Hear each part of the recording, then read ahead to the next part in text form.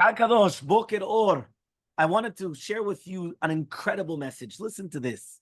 We see Al Pi Hashem Yachanu Al Pi Hashem Isau. What does that mean? We traveled and we did everything Al Pi Hashem, with the mouth of Hashem. We traveled, we stopped, we camped, we did everything with the word of Hashem, according to Hashem. There's a Gemara, an incredible chidush in this Gemara. The Gemara says, in Mamem Alikim, we come and we say that when you're going to come and you're going to do 39 melachot, you're chayav because of Mechalel Shabbat. What happens if you're going to come and you're going to a race? Or you're going to put out a fire? Or you're going to come, what are all those things? You're not chayav. Why? Soter is only al menat livnot. If you take something apart, it's in order to build. If you're going to a race, it's only in order to write, right? And therefore, so there's many different things that we have. Korea, you're going to tear, only if you're going to come and you're going to sew together.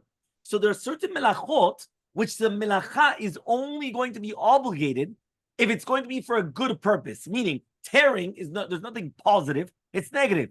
But if you tear in order to come and to build, to sew up, that's called positive. If you're going to a race in order to write something there, it's positive. You're going to destroy in order to, so therefore, if you're not doing that, it's not a doraita. So now the Gemara says, 1 second, right? Soter bait. Imagine right now I come and I destroy a house here, but I'm going to take the blocks and I'm going to put it over there, not in the same place. There's no chiyuv doraita. Why? Says the Gemara, where do you learn from? From the Mishkan. In the Mishkan, everything was al pi Hashem yichanu, al pi Hashem yisau. But 1 second, there you were traveling in another place. So what does that mean? If right now, if I'm going to destroy a building here and build it here, I'm chayav, I'm Mechalel Shabbat. But if I destroy the building here, I took out bricks, and now I'm going to build it over there, I'm patur. Why? Here I destroyed, but I didn't build here. I built somewhere else.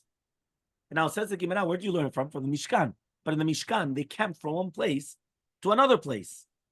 Well, Chaim Shmulevitz comes and he says an incredible yesod. Listen to this. Says Rav Chaim Shmulevitz, you have a Jew that's traveling from Yerushalayim, right, from Bnei Brak to Yerushalayim. Nowadays, you have a phone, correct? So they call him, where are you? Okay, I'm at the Knisa Leid, I'm at the entrance of the city. Every single, where are you? I'm somewhere else, somewhere else, somewhere else.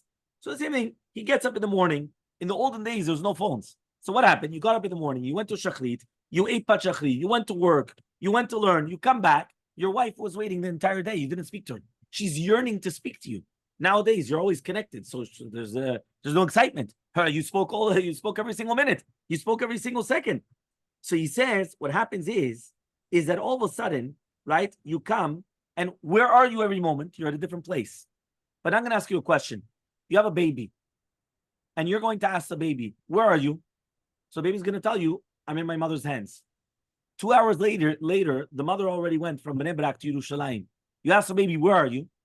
I'm in my mother's hands. You ask the baby another few hours, completely different destination. Where are you? I'm always in my mother's hands. What does that mean? Yadayim shel ima, in the hands of mommy.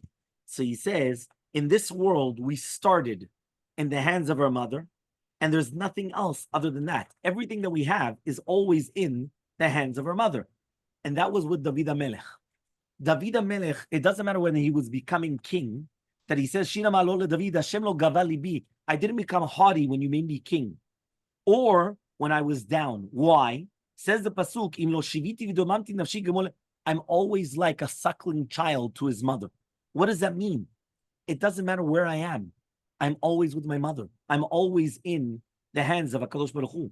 And that's why Yehoshua bin Nun comes and he tells Bnei Israel, after they stopped having the Ranei Kavod, the clouds of glory, he comes and he tells them, listen, there's no more clouds of glory. Now you're going to have to start traveling. Rashi says, what does that mean? You're traveling for 40 years in the desert to 42 different destinations. What does that mean? He says, no. The explanation is that you were always in the hands of Hashem. And since you were always in the hands of Hashem, you never really traveled. So even though you're going from one place to another place, you didn't travel. It was always al pi Hashem, ayachanu al pi Hashem yisu. And that's why there's going to be a completely different, right, yesod. And what does that mean? That helps with us. Why? Rav Chaim Shmulevitz, we know that the Mir Yeshiva had to run away during the Holocaust. And they were in China and Japan, and then they went to America. On the boat to America, he wrote an entire sefer called Torat HaSfina. And when he was learning, he was sitting and learning the entire time. One of the Bachurim said, look, I see mountains. Where are we? So he comes and he answers, I'm in Shmaita Gimel, meaning I'm in my third Dvar Torah. For him, it doesn't matter where he is. He's always in the Torah. It doesn't matter whether he's going to be in Japan, whether he's going to be in America, whether he's going to be in Israel, whether he's going to be, it doesn't matter where. He was always there. Rav Kazenberger, Zecher Tzadik V'Kadosh Livracha, he went through the Holocaust and he lost his wife and 11 children. Right? Imagine what that is. A person losing his wife and 11 children. When he left the Holocaust, what happened is that he started again and he got married again and he had another 6 children. He says he once saw that they testified that when he was in the Holocaust, he was doing Amidah. He was as if that he was praying that, as if he was in the middle of Klosenberg. He was in the middle of his, it didn't matter whether you're going to take the person, you're going to move him somewhere else. He was still there because he always felt that. Rav Steinman, right, when he was almost 100 years old, he went, you remember, he went to Gibraltar, he went to Mexico, he went to New York, he came to Miami, if I think also, right? He went to a whole bunch of different places. What happened is that he was going to go on the plane. So he rested, right, on Erev Shabbat. And what happened was, Motzei Shabbat, he left. When he left, right, what happened is that there was 20 hours he went, and he was, there was 10 hours, and then there was another 10 hours he had to go to Mexico. He didn't sleep at all. He took a shtender, and he was learning as if he was learning in his house in Bnei Brak. And he says that it doesn't make sense. Because what happened is that they went, and he finally gets to Mexico, he's going to give the shiur. He says, no, bring me a shtender and a gemara. And bring him a shtender and a gemara. He starts learning. All of a sudden, the shiur was postponed for 20 minutes. So then he went and he said, okay, fine. So he put his head down and he slept on the chair for 20 minutes. What happened is that they went back to Eretz Yisrael. Again, he's learning the entire time. And he comes back on Erev Shabbat.